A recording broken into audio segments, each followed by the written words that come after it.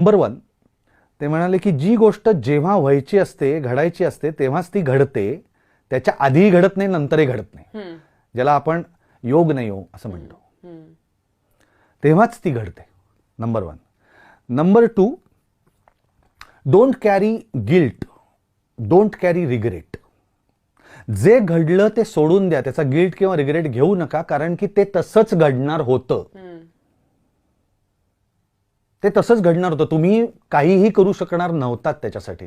त्यामुळे मी असं करायला पाहिजे होतं, मी असं वागलो असतो तर हे झालं. ते तसंच होणार होतं. So don't carry guilt, don't carry regret. तिसरं, कुठलाही माणूस जो आयुष्यात तुमच्या येतो, तो माणूस कुठल्या तरी कारणासाठी येतो. You don't meet anyone without a reason.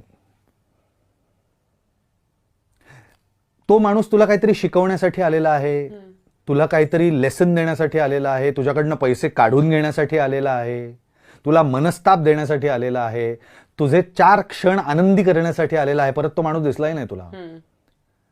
पण प्रत्येक माणसाचं तुझ्याशी काहीतरी कनेक्शन आहे. ह्या आयुष्यात नाही, आधीच्या आयुष्यात.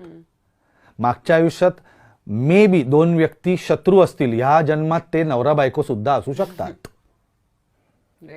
कारण काय राहिलंय, काहीतरी राहिलंय पूर्ण करायचं.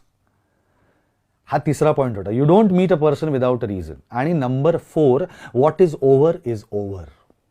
जी गोष्ट संपते त्याच्याकडे परत जाऊ नका. जे संपलंय ते संपलंय.